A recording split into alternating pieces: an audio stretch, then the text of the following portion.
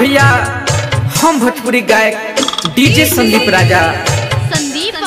देखिए भैया आजकल के लोग कैसे छठ मनावता रे, आई सुनल जाओ। सीता मैया भूखली बरतिया चलली छठी माई के घाट, चलली छठी माई के घाट। पूजे संगही में लौ कुशला लानावा चलले छठी माई के घाट, चलले छठी माई के घाट। ए बाबू दान का डीजे में बजावा है, डीजे में लो चाचा सुनो।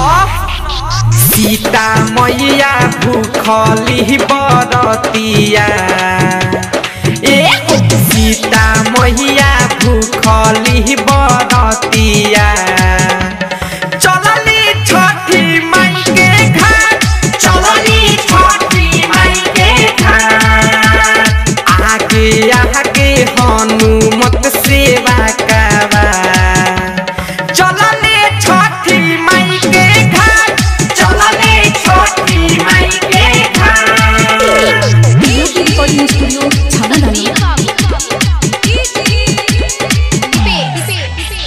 राम जी के सिर पे दौड़ावा चलले छठी माई के घाट, चलले छठी माई के घाट। लक्ष्मण जी धैलन कोसियावा चलले गंगा जी के घाट, चलले छठी माई के घाट। अच्छा लगता है बाबू। राम जी के सिर पे दौड़ावा, राम जी के सिर पे दौड़ावा चलले छठी माई के घाट, चलले छठी माई के घाट। लक्ष्मण जी धैलन कोसियावा चलले गंगा जी के घाट, चलले छठी माई के घाट। चल बीचे खार सीता मैया और रख देली राम जी के साथ, और रख देली राम जी के साथ।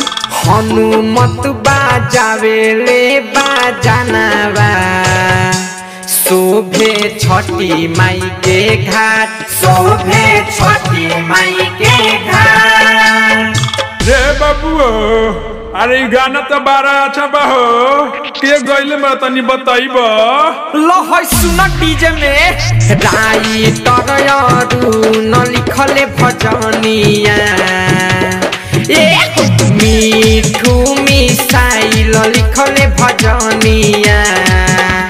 डीजे संदीप कहे साथ, डीजे संदीप कहे साथ।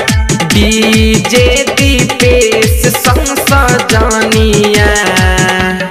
बाबा कमेटी कहे साथ, संदीप सासी कहे साथ। सीता मैया भूखली बरतिया चलली छठी माई के घाट, चलले छठी माई के घाट। पूजे संगही में लौ कुशला लानावा चलले छठी माई के घाट, चलले छठी माई के घाट। अच्छा लगता है बाबू। सीता मैया भूखली बरतिया, सीता मैया भूखली बरतिया